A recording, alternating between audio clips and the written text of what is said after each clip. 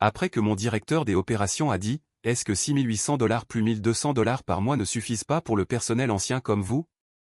J'ai fini par répondre « Quel argent, monsieur ?» À la seconde même où ces mots ont quitté ma bouche, son sourire assuré s'est figé, et toute la salle de réunion du comité exécutif est tombée dans un silence de mort. Je ne saurais vous dire, monsieur. Quel argent ? Le silence qui a suivi aurait pu alimenter nos serveurs de secours pendant une semaine. Dans cette salle de conférence exécutive, toutes les têtes se sont tournées vers moi, et j'ai pu voir le sourire suffisant de Bryce Hamilton se figer au milieu de son visage. Exactement comme une machine Windows affichant un écran bleu. Laissez-moi revenir en arrière, et vous raconter comment j'en suis arrivé là. Je m'appelle Wayne Foster, j'ai 49 ans, et depuis 12 ans, je suis le gars qui empêche l'infrastructure réseau de TechCore Solutions de s'effondrer. Ingénieur. Senior en sécurité réseau. Ça sonne chic, mais en réalité, cela signifie que je suis celui qu'on appelle à 2 heures du matin quand quelque chose est cassé, et que des millions de dollars sont en jeu. Le truc avec mon travail, c'est que quand tout fonctionne correctement, personne ne remarque votre existence. Mais dès que quelque chose va mal, soudainement, tout le monde connaît votre nom. Pour être honnête, je préférais la partie invisible, moins de réunions, plus de vrai travail, et un salaire régulier qui m'aidait à payer la 3e année d'université de mon fils, Jake, à l'université d'État. C'était avant que Bryce Hamilton n'arrive, il y a 8 mois, avec son MBA d'une école dont je n'avais jamais entendu parler, et ses grands mots à la mode sur la transformation numérique et l'optimisation des systèmes existants. Le type est arrivé comme s'il allait tout révolutionner, parlant de méthodologies agiles et d'hygiène des coûts, comme s'il avait inventé ces concepts lui-même. Dès le premier jour, Bryce a clairement fait comprendre qu'il considérait les mecs comme moi comme du poids mort. Le personnel hérité. Dans les réunions, il parlait de nous comme si nous étions des logiciels obsolètes, qu'il fallait supprimer du système par une mise à jour. Peu importait que ce soit moi qui ai évité cette fuite de données de 2,3 millions de dollars, il y a 2 ans, ou que j'ai réussi au la main des audits de conformité fédérale, alors qu'il cherchait probablement encore ce que signifiait TCP/IP. Ce que Bryce ne savait pas, ce qu'il n'a jamais pris la peine de demander, c'était la situation de mon contrat. Voyez-vous, en 2022, nous avons eu un incident de sécurité majeur, qui a failli nous coûter 3 grands contrats gouvernementaux. Une autre entreprise a essayé de me débaucher juste après, me proposant un meilleur salaire, de meilleurs avantages, et le télétravail complet. Des choses classiques, quand vous venez de prouver que vous êtes la différence entre une entreprise qui reste en activité et une qui coule. TechCore a paniqué. Ils ne pouvaient pas se permettre de perdre leur ingénieur senior en sécurité, juste après une faille qui avait déjà fait le tour de la presse spécialisée. Ils m'ont donc fait une offre que je ne pouvais pas refuser. Le salaire de base restait le même, mais ils ont ajouté un système structuré de primes de performance, ainsi qu'une contribution accrue à la retraite, en guise d'incitation à la fidélisation. Une prime de performance mensuelle de $6 800. Pour le maintien de protocoles de sécurité sans aucun incident, et $1 200 par mois pour la retraite.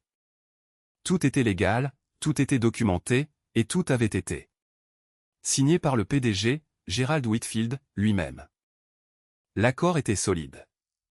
Il devait l'être, car leur avocat facturait probablement plus alors que ce que la plupart des gens gagnent en un mois.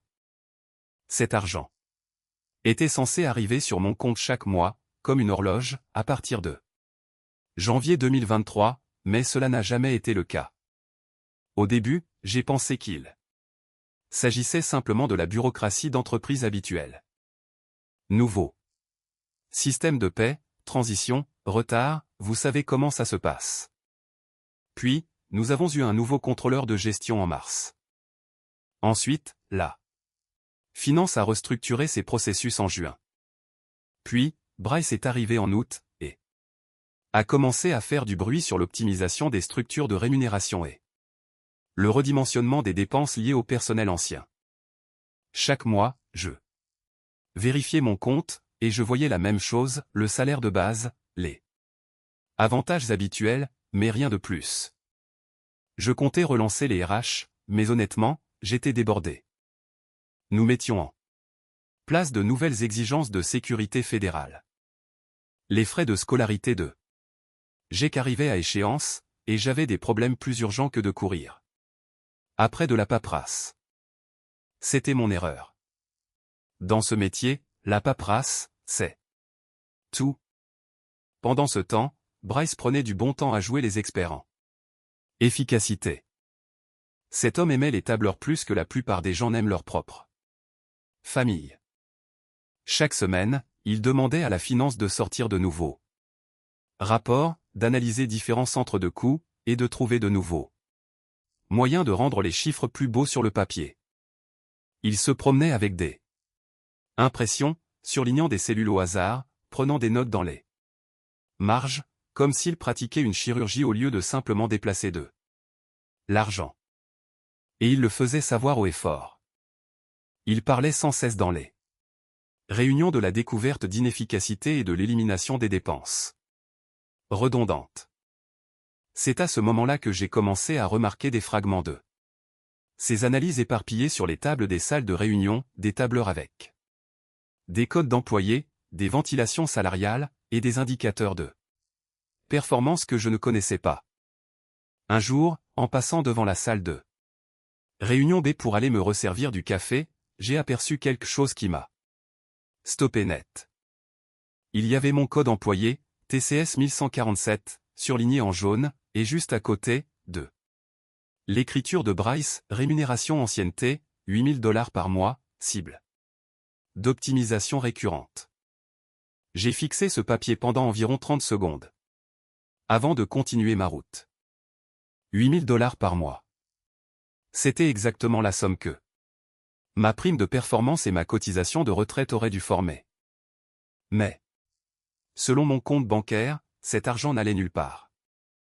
Ou peut-être qu'il allait quelque part, mais tout simplement pas à moi. J'ai commencé à prêter une attention plus soutenue après cela. Pas une attention évidente, je ne suis pas stupide, mais le genre d'observation minutieuse que 20 ans de sécurité réseau vous apprennent. Et ce que j'ai découvert n'était pas beau à voir. Bryce avait créé des tableurs qui montraient toutes sortes de lignes de rémunération pour le personnel senior, prime de performance, incitation à la rétention, avantages sociaux améliorés. Sur le papier, TechCore dépensait une fortune pour garder ses ingénieurs expérimentés satisfaits. En réalité, la plupart d'entre nous n'en avaient pas vu un seul centime. C'est alors qu'Ashley Coleman, de la comptabilité, est venue me voir dans le couloir. Une fille sympa, fraîchement diplômée, qui gravissait les échelons du service comptable. Elle avait l'air nerveuse. « Et, Wayne ?» a-t-elle dit, en regardant autour d'elle. Comme si elle craignait que quelqu'un ne l'entende. Je ne devrais probablement pas vous dire ça, mais votre profil de rémunération est signalé dans la revue trimestrielle. Il s'agit d'une fuite de centres de coûts pour des primes de performance qui, selon Bryce, ne sont pas justifiées par vos rendements actuels. Je l'ai remercié et j'ai continué à marcher, mais intérieurement, la colère commençait à me gagner. Fuite de centres de coûts, rendements actuels. J'étais le gars qui maintenait des systèmes traitant 50 millions de dollars de transactions chaque mois. Si ce n'était pas un rendement justifié, j'aimerais bien savoir ce que c'était. Ce soir-là, je suis rentré chez moi, et j'ai ressorti mon contrat de rétention original de 2022. 3 pages de jargon juridique signé par moi, visé par les RH, et approuvé par le PDG. Clair. Comme de l'eau de roche, $6,800 de prime de performance mensuelle, et $1,200 de cotisation retraite mensuelle, à compter de janvier 2023. 18 mois de paiement, soit $144 000 de rémunération manquante. Mais ce n'était que le Début. J'ai sorti mon ordinateur portable, et j'ai commencé à faire ce que je fais de mieux, suivre les traces numériques.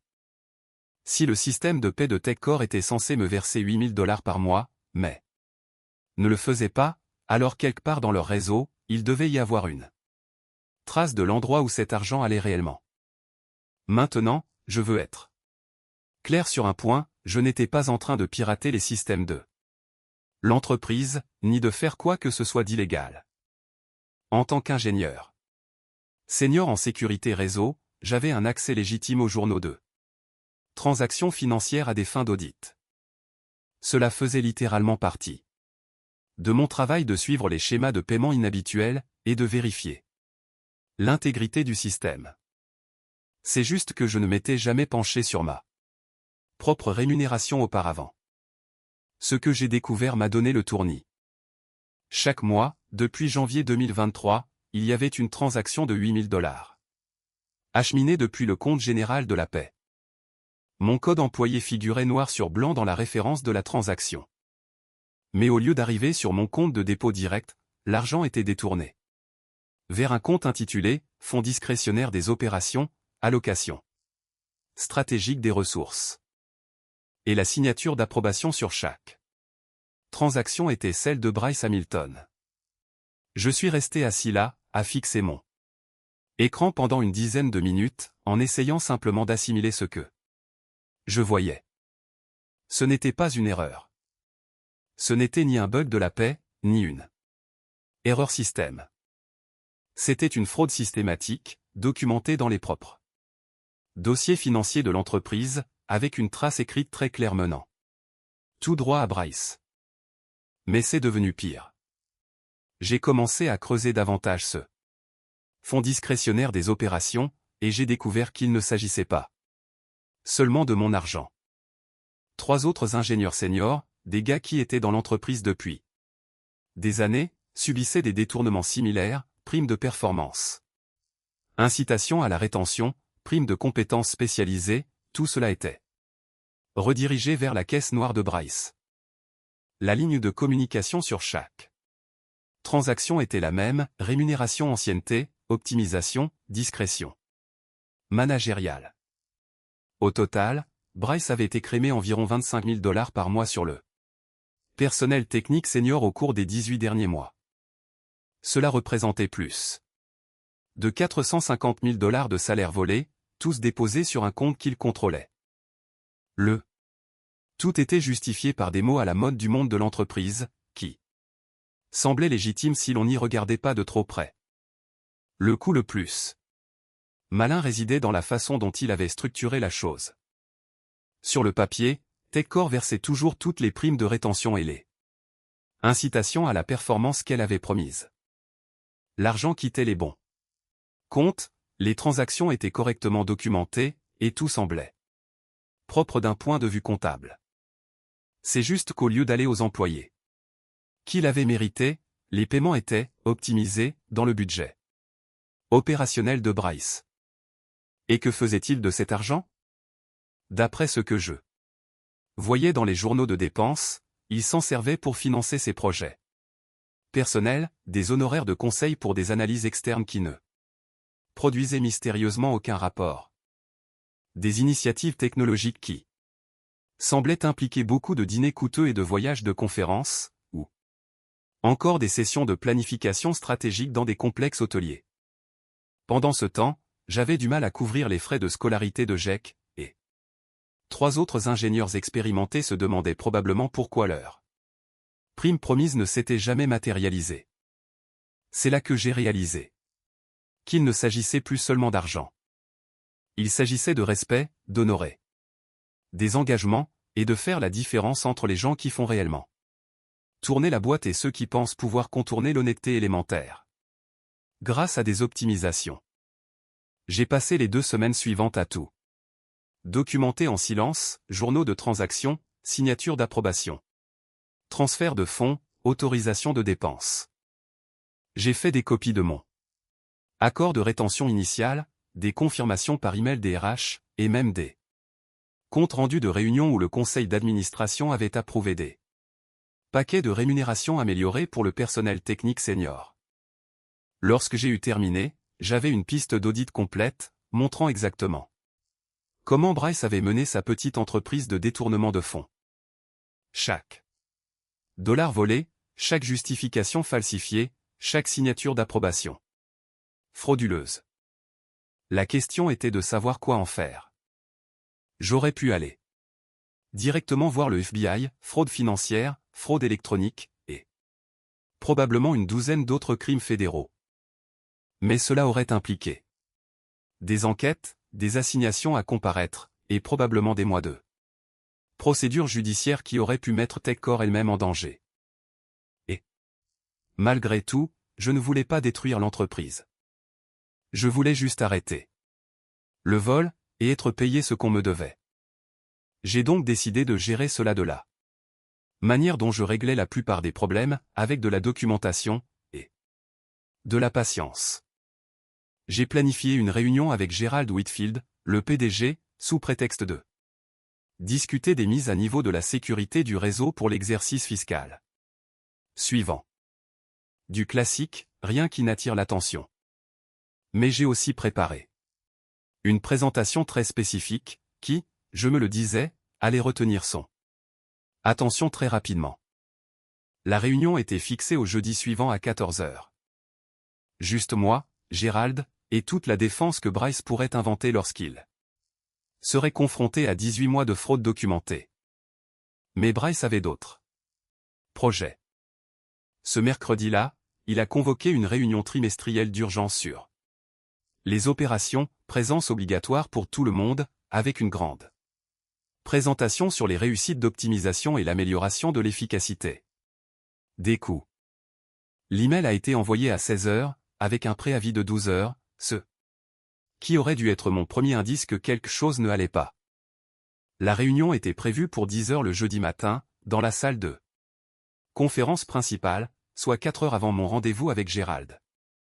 C'était le timing parfait, si l'on voulait s'assurer que le PDG entende votre version des faits en premier. Je me suis présenté ce jeudi matin, en sachant exactement ce que Bryce prévoyait de faire. Il allait présenter ses mesures de réduction des coûts comme un succès majeur, s'attribuer le mérite de l'optimisation des structures de rémunération de l'ancien personnel, et probablement recommander le licenciement de plusieurs ingénieurs seniors, dans le cadre de son initiative d'efficacité. Ce qu'il ne savait pas, c'est que j'avais passé ces 2 semaines à me préparer exactement à ce scénario. Je suis entré dans cette salle de conférence avec une simple chemise cartonnée et un petit enregistreur numérique. Rien de grandiose, rien de dramatique, juste le genre de documentation que 20 ans dans la sécurité réseau m'avaient appris à toujours garder sous la main. Bryce était déjà sur scène lorsque j'ai trouvé une place au fond. Il était en pleine présentation, faisant défiler des diapositives sur la réduction des coûts et les améliorations opérationnelles, racontant comment il avait identifié d'importantes inefficacités dans les structures de rémunération existantes et mis en place une réallocation stratégique des ressources pour maximiser la valeur pour les actionnaires. Toute la salle hochait la tête, comme s'il prêchait la parole divine, au lieu de faire fondamentalement l'aveu d'un vol systématique. Puis, il est arrivé à la diapositive que j'attendais. Analyse de la rémunération du personnel ancien de l'infrastructure réseau, a annoncé Bryce, en cliquant sur une diapositive qui montrait le détail de ce qu'il appelait des paquets de rémunération excessifs pour le personnel ancien. Tout était là, en grand sur l'écran, à la vue de tous, mon code employé, mon intitulé de poste et une ligne montrant 8 000 $ par mois de primes de performance redondantées. D'opportunités d'optimisation de la retraite. Prenons l'exemple de Wayne Foster, a dit Bryce, et je jure qu'il m'a regardé droit dans les yeux en le disant, ingénieur senior en sécurité réseau, avec des structures de rémunération héritées qui, franchement, ne s'alignent pas avec les réalités actuelles du marché ou les besoins opérationnels. Il a cliqué sur la diapositive suivante, qui montrait une analyse coût-bénéfice qui aurait été impressionnante si elle n'avait pas été une pure fiction. Selon les chiffres de Bryce, mon paquet de rémunération d'ancienneté coûtait à l'entreprise 96 000 $ de plus par an que les tarifs standards du marché pour des postes similaires. Je veux dire, a-t-il lancé avec son sourire suffisant. Est-ce que 6 800 $ par mois en prime de performance, plus 1 200 $ en cotisation de retraite améliorée, ne sont pas excessifs pour de la simple maintenance réseau? Alors que nous pourrions externaliser des fonctions similaires pour une fraction de ce coût? La salle était dans un silence de mort. Quelques personnes prenaient des notes. Je pouvais voir Gerald Whitfield, au premier rang, hocher la tête d'un air pensif, comme s'il se demandait sérieusement si son ingénieur en sécurité le plus expérimenté valait vraiment la peine d'être conservé. C'est à ce moment-là que je me suis levé, lentement, calmement, sans faire de drame. Juste un gars de 49 ans qui en avait assez de voir quelqu'un mentir sur de l'argent qui était censé l'aider à payer les études de son fils. Je ne saurais vous dire, monsieur, ai-je dit assez fort pour que tout le monde m'entende, quel argent? On aurait pu entendre une épingle tomber dans cette salle. Bryce s'est figé sur scène, le doigt toujours pointé vers la diapositive, la bouche grande ouverte comme un poisson. Pardon? A-t-il finalement réussi à balbutier. Je me suis avancé vers le devant de la salle, en sortant ma chemise cartonnée. Vous dites que je touche 8 000 $ par mois en prime de performance et en cotisation de retraite, mais selon mes relevés bancaires, je n'ai pas reçu un seul paiement supplémentaire depuis 18 mois. J'ai ouvert le dossier, et j'en ai sorti mon contrat de rétention. Voici l'avenant de rémunération que j'ai signé en 2022, approuvé par le PDG Gerald Whitfield, et certifié par la directrice des RH Linda Reynolds. Il indique clairement une prime de performance mensuelle de 6 800 $ et une cotisation de retraite mensuelle de 1 200 $ à compter de janvier 2023. La salle était désormais plongée dans un silence absolu. Gerald se penchait en avant sur sa chaise, soudainement très intéressé par ce que j'avais à dire. Ceci, ai-je poursuivi, en tirant un deuxième document, et le récapitulatif de mes relevés bancaires pour les 18 derniers mois, salaire de base, avantages standard, aucun paiement supplémentaire, 0 prime de performance, 0 cotisation de retraite. J'ai posé les deux documents sur la table, juste devant Gerald. Puis, j'ai sorti le petit enregistreur numérique, et je l'ai placé à côté d'eux. Et ceci contient des conversations enregistrées avec Ashley Coleman, analyste financière, qui a confirmé que mon profil de rémunération avait été signalé pour une fuite de centre de coûts, concernant des primes que je reçois apparemment, mais dont je ne vois jamais la couleur. Bryce commençait à devenir pâle. Maintenant, attendez une minute. Non. Ai-je répondu calmement. C'est vous qui allez attendre, parce que j'ai encore une dernière chose à montrer à tout le monde. J'ai sorti le dernier document de mon dossier, une impression des journaux de transactions issus des propres systèmes financiers de TechCore. Ce sont les enregistrements d'autorisation de paiement de notre propre système de paie, montrant des transactions mensuelles de 8 000 $ liées à mon code employé, approuvé par le directeur des opérations Bryce Hamilton, et redirigé vers un compte appelé au fonds discrétionnaire des opérations. Allocation stratégique des ressources. Le silence dans cette salle était assourdissant. Gerald lisait les documents que j'avais posés devant lui, son visage devenant plus rouge à chaque seconde. Linda Reynolds, la directrice des RH, faisait défiler frénétiquement des informations sur sa tablette. Ma question, monsieur Hamilton, est donc très simple, ai-je dit, en me tournant pour faire face à Bryce.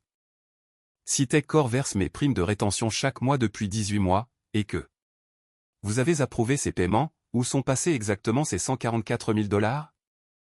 Bryce a ouvert la bouche, l'a refermée, puis l'a rouverte. Enfin, il a dit. Il doit s'agir d'une sorte d'erreur comptable. Une erreur comptable? Les jeux interrompus. Pendant 18 mois consécutifs, avec votre signature numérique sur chaque transaction. Gérald s'est levé. Linda, je veux que vous me sortiez les dossiers de paie complet de Monsieur Foster immédiatement, et je veux un audit complet de ce fonds discrétionnaire. Je m'en occupe déjà, a répondu Linda, ses doigts volant sur sa tablette. Et Gérald, nous pourrions avoir un problème encore plus grave. Je vois des schémas de transactions similaires pour au moins 3 autres ingénieurs seniors. C'est alors que d'autres personnes ont commencé à prendre la parole. Dave Martinez, de l'administration des systèmes, attendez, je devais recevoir des primes de compétences spécialisées depuis l'année dernière. Vous êtes en train de me dire que cet argent allait ailleurs. Sarah Thompson, des opérations réseau, mon incitation à la rétention suite à la restructuration de 2022. Je n'en ai jamais vu la couleur non plus. Mike Peterson, de la gestion des bases de données, attendez une seconde, laissez-moi vérifier mon contrat. En moins de 5 minutes, il est devenu évident que Bryce ne m'avait pas seulement volé moi. Il avait systématiquement détourné les primes de rétention, les incitations à la performance, et les primes de compétences de chaque employé technique senior de l'entreprise. Le montant total approchait le demi-million de dollars. Gérald semblait sur le point de faire une crise cardiaque. Bryce, sortez immédiatement. Linda. Appelez le service juridique tout de suite. Wayne, j'ai besoin que vous restiez. Après cette réunion. Mais Bryce n'en avait pas encore fini. On pouvait le voir. Calculer, essayer de trouver un moyen de tourner cette situation à son avantage. Écoutez, a-t-il dit, en élevant légèrement la voix. Ce sont des structures de rémunération complexes, qui nécessitent une supervision stratégique. Le fonds discrétionnaire a été créé pour optimiser l'allocation des ressources entre plusieurs priorités opérationnelles. Taisez-vous, a dit Gérald calmement. Mais il y avait quelque chose dans ça. Voix qui a forcé tout le monde à l'écouter. Taisez-vous, là, tout de suite. Il s'est tourné vers Linda. Combien de temps faudra-t-il pour obtenir un audit complet de toutes les transactions financières autorisées par Bryce depuis qu'il est ici? Je peux sortir les journaux d'ici 1 heure, a-t-elle dit. Mais Gérald, si ces enregistrements de transactions sont exacts, nous faisons face à de potentiels poursuites pénales, fraude électronique, détournement de fonds, et probablement d'autres chefs d'accusation. C'est à ce moment-là que Bryce a enfin réalisé à quel point il était dans le pétrin. Son visage s'est vidé de toute couleur, et il a commencé à reculer vers la porte. Je pense qu'il y a un malentendu, a-t-il dit. Je devrais probablement consulter mon propre avocat avant que nous ne poursuivions cette discussion. Bonne idée, a répondu Gérald, mais vous ne quitterez pas ce bâtiment avant que la sécurité n'arrive. Et c'est là que j'ai su que c'était terminé. L'enquête a progressé plus vite que ce à quoi je m'attendais. À 15 heures, ce même jour, l'équipe juridique de TechCore avait fait appel à des auditeurs externes, et dès 17 heures, ils avaient confirmé ce que je savais déjà, un détournement de fonds systématique s'élevant à 487 000 $ sur 18 mois. Bryce n'a jamais atteint sa voiture cet après-midi-là.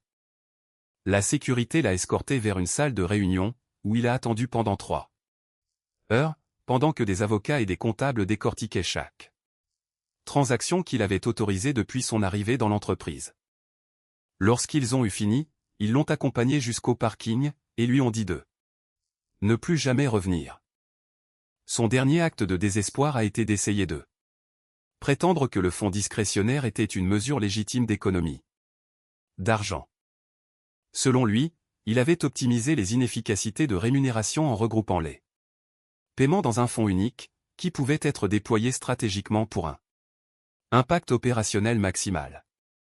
Le problème avec cette histoire, c'était la trace écrite. Chaque dollar qu'il avait volé avait été dépensé pour des dépenses personnelles, déguisées en frais professionnels. Des voyages de conférences à Hawaï, des honoraires de conseil versés à ses anciens collègues, ou des dîners de planification stratégique dans des restaurants coûtant plus cher par repas que ce que la plupart des gens gagnent en une journée.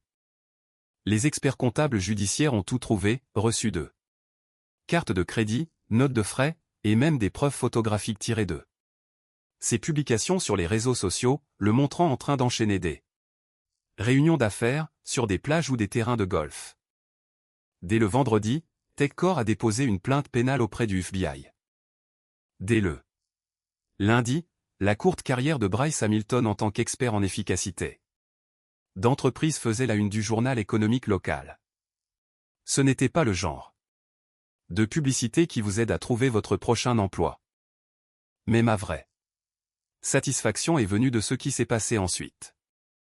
Gérald m'a convoqué dans son bureau le mardi suivant, non pas pour une réunion disciplinaire ou une discussion de gestion de crise, mais pour ce qu'il a appelé une conversation de réalignement stratégique. Cet homme semblait avoir pris 5 ans en une semaine. Wayne, a-t-il dit, je vous dois des excuses. Et plus encore, je vous dois une solution. Il m'a tendu un chèque de 144 000 $, la totalité de mes 18 mois de rémunération manquante. Sans déduction, sans frais juridiques, et sans retard bureaucratique. Juste l'argent que j'avais gagné, payé intégralement. Ça, c'est le rappel de salaire. A-t-il dit. Mais nous mettons également en place des changements immédiats, pour éviter que cela ne se reproduise. Ces changements comprenaient un nouveau poste. Directeur de la conformité financière et de la gestion des risques. Un titre ronflant qui signifiait en réalité que je serais le gars chargé de veiller à ce que personne ne puisse plus jamais faire le coup de Bryce Hamilton au personnel technique de TechCore. Le poste s'accompagnait d'une augmentation de salaire de 40%, d'options d'achat, d'actions, et d'un raccordement direct au conseil d'administration. De plus, ils ont honoré mon contrat de rétention original pour l'avenir, 6 800 $ de prime de performance mensuelle, et 1200 $ de cotisation de retraite, avec des paiements automatisés qui ne pouvaient être ni interceptés, ni optimisés par les cadres moyens. Mais plus important encore, ils m'ont demandé de monter une équipe. Embaucher des ingénieurs expérimentés, qui comprenaient à la fois les systèmes techniques et la supervision financière. C'est-à-dire des personnes capables de faire la différence entre une gestion légitime des coûts et une comptabilité créative. Ma première embauche a été Dave Martinez, de l'administration des systèmes. Ma seconde a été Sarah Thompson, des opérations réseau. Tous deux avaient été victimes de la combine de Bryce, et tous deux apportaient ce genre de connaissances institutionnelles qui ne s'achètent pas avec un MBA. La meilleure partie a été d'observer la réaction du secteur à l'annonce de la chute de Bryce. Les nouvelles vont vite dans le monde du conseil aux entreprises, et lorsque des employeurs potentiels ont commencé à effectuer des vérifications d'antécédents, ils se heurtaient toujours au même mur, poursuites pénales en cours, procès civils multiples, et réputation professionnelle détruite. J'ai appris par des contacts du secteur qu'il avait essayé de se reconvertir en tant que spécialiste de la transformation organisationnelle, et de lancer sa propre société de conseil. Mais lorsque votre nom est associé à un demi-million de dollars de fraude documentée, il est difficile de convaincre les clients que vous êtes la personne idéale pour gérer leurs finances. Pendant ce temps, le personnel technique de TechCore a connu un autre type de transformation. L'entreprise a mis en place ce qu'elle a appelé le protocole de protection des ingénieurs seniors, en gros, un ensemble de règles garantissant que les accords de rétention, les primes de performance et les paquets de rémunération spécialisés ne pouvaient être modifiés ou réorientés sans l'accord du conseil d'administration et le consentement de l'employé. Plus important encore, ils ont commencé à écouter l'avis du personnel technique sur les décisions opérationnelles. Fini les consultants diplômés de MBA arrivant avec des théories pour supprimer les connaissances institutionnelles sous prétexte d'optimisation. Fini le temps où l'on traitait les ingénieurs expérimentés comme des frais généraux obsolètes qu'il fallait éliminer pour tout rationaliser. L'accord avec les autres. Ingénieur touché a pris un mois supplémentaire pour être finalisé, mais chacun a récupéré son argent, augmenté d'indemnité pour le retard de paiement. Dave a reçu 78 000 $, Sarah a obtenu 65 000 $, et Mike Peterson a récupéré 89 000 $ pour les primes de gestion de base de données spécialisées qu'il n'avait jamais vues. Versement total de la part de TechCore, 487 000 $ an. Salaire volé, plus 125 000 $ d'amende et de frais juridiques, sans compter le coût de l'enquête, de l'audit externe et l'atteinte à la réputation professionnelle liée à l'arrestation de leur directeur des opérations pour détournement de fonds. Jake a terminé sa 3e année sans le moindre stress financier, et il nous en restait suffisamment pour commencer à examiner les options pour ses études supérieures. Le gamin parle de droit de la cybersécurité. Apparemment, il a été impressionné de voir comment de la documentation et une stratégie juridique ont pu faire tomber quelqu'un qui se croyait plus intelligent que le système. Quant à Bryce, aux dernières nouvelles, il travaillait comme chargé du développement commercial pour un petit cabinet de conseil dans un autre État. Autre secteur, salaire plus bas, et probablement aucun fonds discrétionnaire à gérer. Son profil LinkedIn mentionne toujours son MBA, mais il y a un trou remarquable là où se trouvait autrefois son expérience chez TechCore. J'ai gardé une seule chose de toute cette expérience, l'enregistreur numérique d'origine que j'avais apporté à cette réunion. Non pas parce que j'avais encore besoin de preuves, mais parce qu'il me rappelait quelque chose d'important, parfois, le gars discret, qui sait réellement comment les choses fonctionnent, a plus de pouvoir que le gars bruyant qui pense pouvoir contourner l'honnêteté élémentaire à coup d'optimisation. Ces jours-ci, mon bureau d'angle donne sur ce même parking où la sécurité a escorté Bryce jusqu'à sa voiture, ce tout dernier jour. Chaque matin, lorsque j'arrive au travail, je me souviens de ce moment où quelqu'un a essayé de me rendre invisible, pour découvrir ensuite qu'être invisible ne signifie pas être sans pouvoir. Cela signifie simplement que vous avez le temps de tout documenter avant de décider de prendre la parole. Et quand vous prenez enfin la parole, vous avez plutôt intérêt à vous assurer que vous avez les preuves. On dit que le savoir est une arme, mais j'ai appris quelque chose de meilleur. La connaissance documentée et horodatée, c'est la justice. Les tyrans d'entreprise comptent sur le fait que vous restiez silencieux et invisible. Mais invisible ne veut pas dire sans pouvoir. Cela signifie seulement que vous avez le temps de rassembler des preuves.